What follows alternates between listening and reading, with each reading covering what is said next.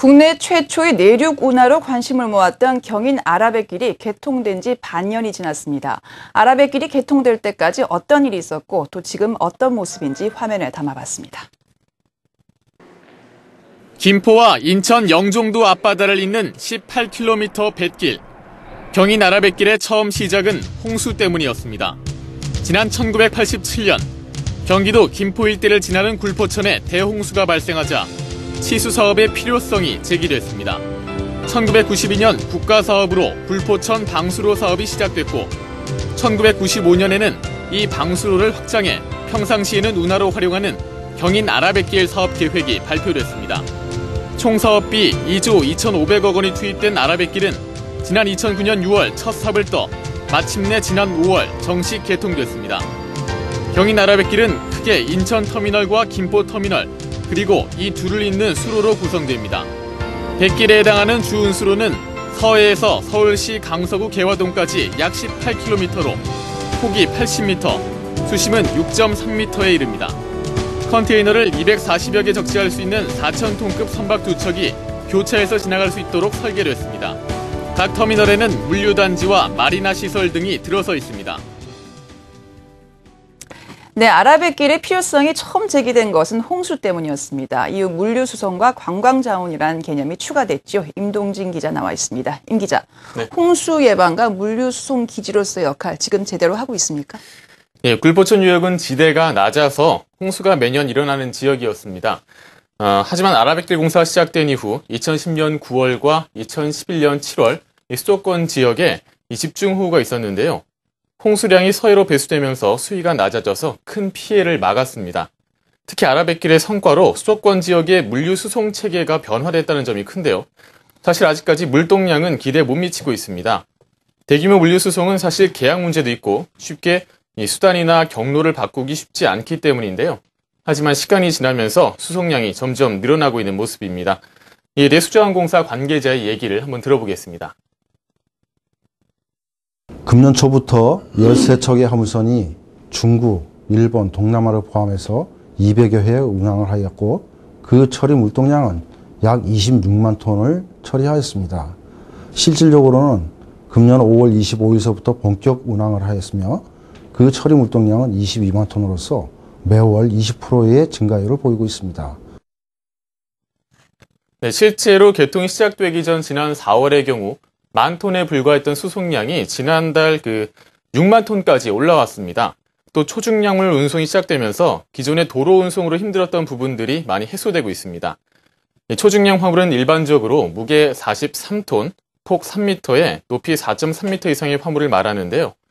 열병합 발전 설비나 교량 등이 이에 해당합니다. 이런 초중량물을 운송하려면 보통 새벽 시간대에 2차선 이상 도로를 차지하면서 이동을 해야 했고 막대한 무게 때문에 도로라든지 다리에 파손 위험이 있었습니다. 그런데 아라뱃길을 통해서 좀 더 안전하고 효율적인 운송이 가능해졌다고 보시면 되겠습니다. 참고로 뱃길 운송은 연료 효율이 철도의 2.5배, 도로 운송의 8.7배 수준으로 높고요. 이산화탄소 배출량도 현저히 낮기 때문에 녹색 물류로도 가치가 있다고 보실 수 있습니다. 아라뱃길의 물리적 효과에 대해서 전문가의 의견을 한번 들어봤습니다. 일단은 이제 기존에 인천항으로 집중되던 그 수도권의 물류를 분산시키는 효과가 있고요. 아울러 현재는 우리가 그 연근의 물류를 중심으로 철강이라든가 중고차 그리고 이제 컨테이너 위주의 수송을 많이 하고 있지만은 앞으로 대중국 교역이라든가 많은 활성화가 기대됩니다. 네, 아무래도 아직 6개월 정도밖에 되지 않다 보니까 완벽한 기능을 갖추기에는 시간이 좀 필요한 것 같습니다. 그렇다면 아라뱃길 관광 자원으로서의 가치는 얼마나 됩니까? 네, 지난해 10월부터 아라뱃길을 찾은 방문객은 150만 명입니다. 일단 뱃길 주변 경관과 지형을 고려해서 수양 8경이라는 8개 테마 공간을 조성했고요. 뱃길 양쪽으로 총 36km에 해당하는 자전거 길을 만들었습니다. 이 자전거 길은 한강 자전거 도로와도 이어져 있어서요. 자전거 도움호회 등을 중심으로 이용객이 늘고 있습니다. 또 정서진 해넘이 축제라든가 뱃길 음악회 등 행사를 열어서 관광객들을 유치하고 있습니다.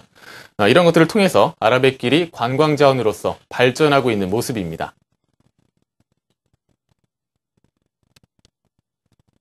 가족분들끼리 많이 이제 자전거나 이제 이쪽으로 그 소풍 나오시는 분들도 많으시고요. 그 다음에 이쪽 그 요트나 이제 그런 유람선들 타러 많이들 찾아주시는 편입니다. 자전거 타시는 분들도 보시면 그 4대강 그 종주나 이제 그런 것들을 통해서라도 이제 많이들 찾아주시는 편이시고요. 네, 아무래도 지역 특성상 물을 주제로 한 관광 상품들이 활성화되어 있는데요. 네, 관광객들은 여객 유람선이나 요트 등을 이용해서 수상 레포츠를 즐기고 있습니다. 선진국에 의해서도 알 수 있듯이 소득 수준 향상에 따라서 레저 패턴의 변화를 보이고 있습니다. 우리나라도 해양 레포츠에 대한 욕구가 증대될 전망입니다. 이에 부응할 수 있는 레저 기반이 만들어졌다는데 의의를 둘 수 있습니다. 네, 홍수 예방과 물류 수송뿐만 아니라 관광 자원, 다시 말해서 뭐 주말 나들이 장소 정도로 괜찮다는 얘기인데, 글쎄요, 아직 개통된 지 얼마 되지 않아서 문제점도 많지요? 네, 아직 안정화 단계에 접어들지 못한 것이 사실입니다. 여러 가지로 아라뱃길이 부족한 부분이 많다는 평가인데요. 특히 편의시설이 부족해서 관광객들이 불편을 겪고 있습니다.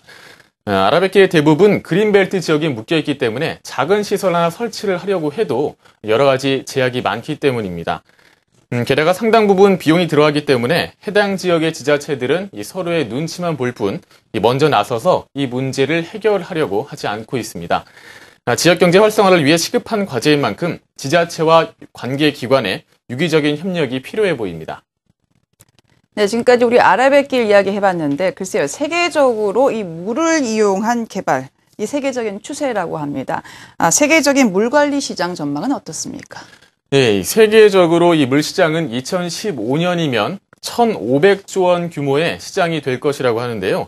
특히 기후변화로 세계 곳곳이 홍수와 가뭄으로 고통을 겪는 일이 늘어나면서 그 중요성이 점차 높아지고 있습니다. 지난해 50년 만에 물난리를 겪은 태국의 경우에도 짜오프라야 강을 중심으로 12조 원 규모의 초대형 프로젝트를 진행 중입니다.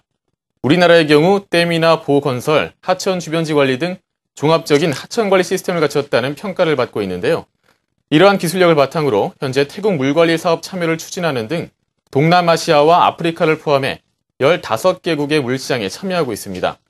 이처럼 물관리 사업은 우리나라 차세대 수출 산업으로 급부상하고 있습니다.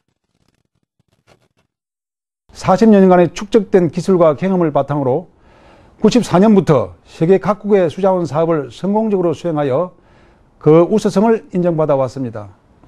친환경 운송수단과 다양한 문화 레저 공간을 창출하는 아라뱃길 사업과 자연재해를 예방하고 친환경 하천 봉헌을 위한 4대강 살리기 사업을 성공적으로 완수하였습니다. 그리고 세계 물 서비스 시장의 글로벌 리더로 성장하기 위해 해외 수자원 사업에도 적극 진출하고 있습니다. 네, 아라뱃길은 점점 안정을 찾아가고 있습니다. 앞으로 지속적인 관리와 관심이 이어진다면 이 물류 그리고 관광의 새로운 메카는 물론 우리나라가 세계 물시장을 이끌어갈 발판으로 자리매김할 것으로 보입니다. 네, 국내 최초의 내륙 운하 아라뱃길 이야기 나눠봤습니다. 임동진 기자였습니다. 수고했습니다. 감사합니다. 세계 최대의 국제 수로인 수에즈 운하 모두 아실 겁니다. 지중해와 홍해를 연결하는 대역사였던 수에즈 운하로 인해서 유럽과 아시아, 아프리카를 잇는 새로운 무역로가 탄생했습니다. 수에즈 운하의 개통일이 1869년 11월 17일이었습니다. 며칠 전이 개통 143주년이었던 거죠.